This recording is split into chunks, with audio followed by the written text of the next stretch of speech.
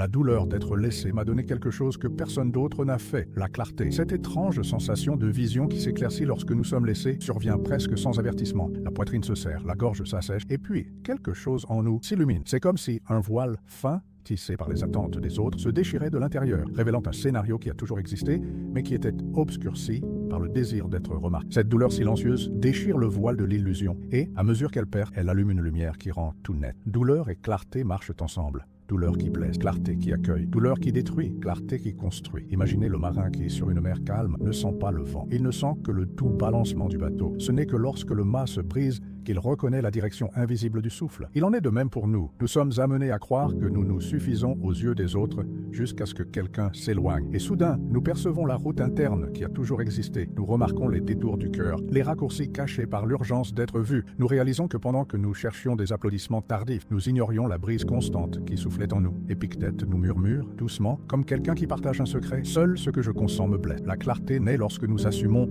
que notre douleur est notre territoire, un sol que personne ne foule que nous-mêmes. Lorsque nous cessons de prêter aux autres le contrôle de notre douleur et que nous nous tournons vers l'intérieur, nous découvrons que cet espace blessé est aussi une carte de connaissance de soi. C'est là, parmi les cicatrices et les larmes, que la vérité sur qui nous sommes se révèle en contours précis. Et alors la question résonne, quand avez-vous entendu pour la dernière fois le silence en vous? Non pas le silence vide, mais le silence habité par vos propres questions, par vos propres émotions qui, sans être dissimulées, trouvent une voie. Dans ce texte, nous allons parcourir la douleur d'être laissé et tracer ensemble ce chemin de lumière qu'elle a allumé. Nous allons accueillir la douleur, reconnaître l'aveuglement qu'elle a exposé et surtout célébrer la clarté qui surgit lorsque nous acceptons que la valeur d'exister ne dépend pas du regard de l'autre, mais d'une présence attentive en nous. La blessure révélatrice. Il y a une profonde angoisse à s'efforcer tant pour être vu et malgré tout à se sentir invisible. C'est comme pousser son corps contre un mur translucide, croire que chaque geste, chaque mot pourrait traverser et toucher l'autre, mais ne voir que son propre reflet. Dans ce miroir de frustration naît une confusion interne. Il semble que la valeur de soi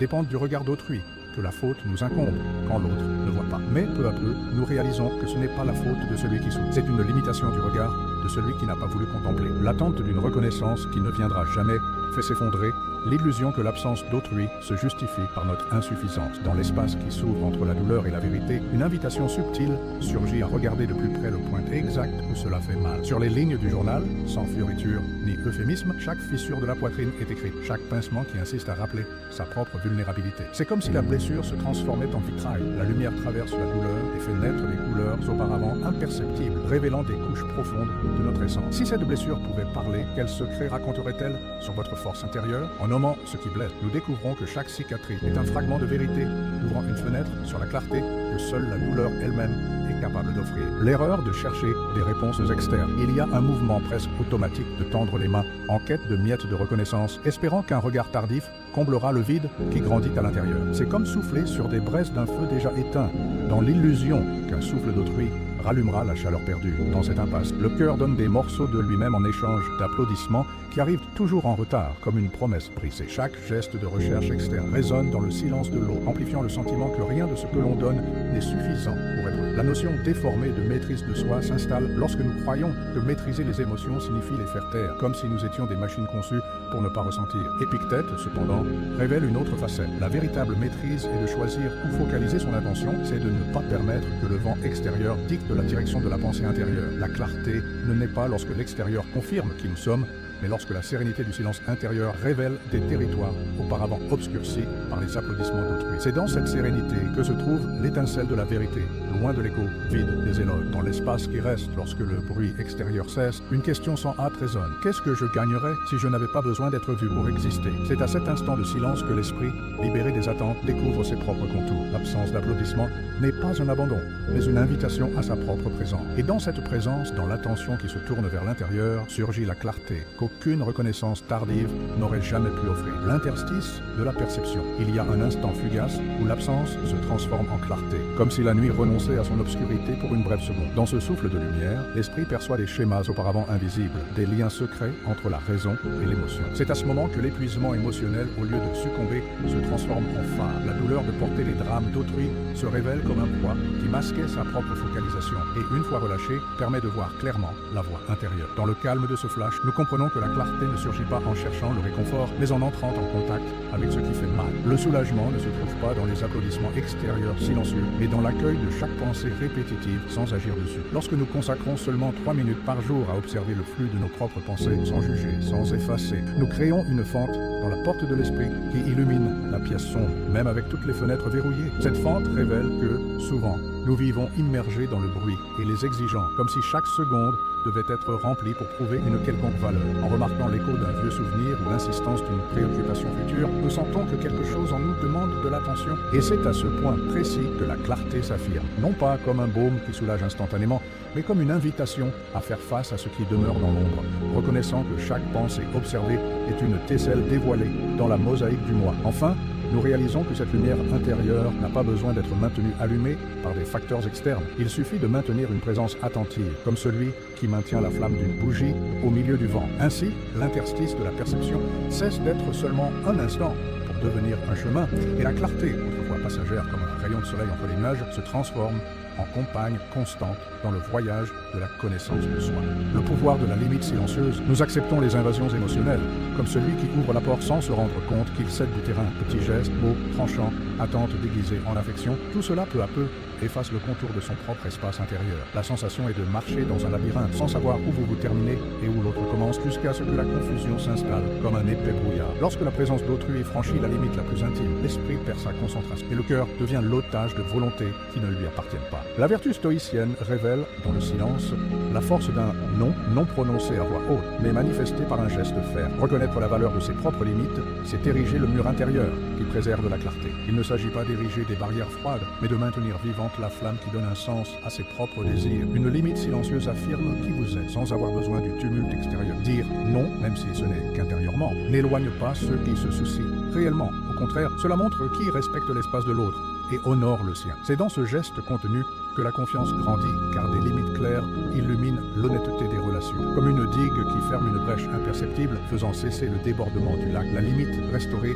retient les eaux qui envahissaient sans respect, rendant à l'intérieur le calme et la profondeur. Quel espace surgit en vous lorsque la limite s'impose sans bruit? Dans cet espace, libre d'invasion, naît la clarté que seule la ligne ténue entre le moi et l'autre peut révéler. La force d'une limite silencieuse ne se mesure pas par le fracas, mais par la paix qu'elle apporte au cœur, la reconstruction de l'attention intérieure. Il y a une erreur invisible à vivre en pilote automatique. Les jours passent comme un film en accéléré, et il reste peu d'attention pour percevoir la fatigue qui s'accumule dans l'âme. Nous mouvons notre corps et notre esprit dans des tâches infinies, comme celui qui escalade une montagne sans remarquer le poids du sac à dos. Dans ce tourbillon, des grains d'essence s'échappent d'entre les doigts, car la précipitation d'être toujours occupé obscurcit l'appel subtil de son propre intérieur. Nous confondons activité intense et progrès réel, croyant que le bruit de pas rapide traduit de véritables conquêtes. Mais en pratique, un esprit saturé perd sa capacité de distinction. Les pensées urgentes se mêlent aux désirs essentiels, et la notion de ce qui importe s'échappe comme de la fumée. Les neurosciences montrent que l'excès de stimuli maintient le cortex préfrontal en surcharge, rendant difficiles les choix alignés sur nos valeurs les plus profondes, celles qui résonnent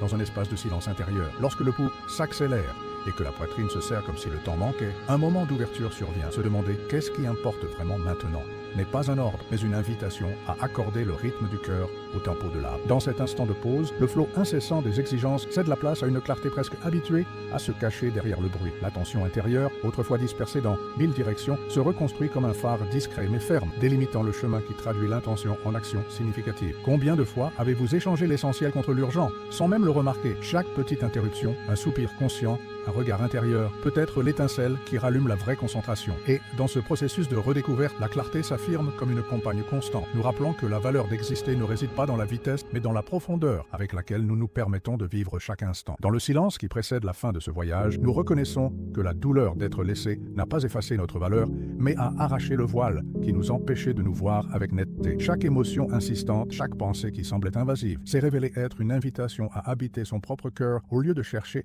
l'approbation d'autrui. La clarté qui apparaît maintenant a ses racines dans la blessure elle-même. Elle jaillit de la rencontre courageuse avec ce qui fait mal, transformant chaque point de vulnérabilité en un phare capable d'illuminer les chemins intérieurs. Sénèque nous rappelle que l'adversité sert de stylet aux certitudes de l'âme. C'est dans la perte, dans l'abandon, que les vérités autrefois endormies trouvent voie et contour. L'adversité taille l'intérieur avec précision, séparant l'essentiel du superflu, le profond du superficiel. Lorsque nous acceptons que ce qui nous blesse est aussi ce qui nous peaufine, nous célébrons le pouvoir d'une douleur qui fait naître la clarté la plus vive et la plus durable. Marc Aurèle, dans ses méditations, renforce que la vérité ne mesure pas les applaudissements. La clarté interne se valide dans son propre silence, loin de l'écho vide des éloges et des regards passagers. C'est un don qui n'a pas besoin de témoins et qui se consolide sur le sol ferme de l'attention tournée vers l'intérieur. Dans ce royaume intime, nous comprenons qu'exister ne dépend pas d'être vu, mais d'être présent, de sentir chaque battement de son propre pouls comme le tempo d'une danse profonde entre la raison et l'émotion. En vous regardant dans le miroir de la douleur, ressentez maintenant le reflet de cette clarté qui a émergé. Demandez-vous, qu'est-ce que cette nouvelle compréhension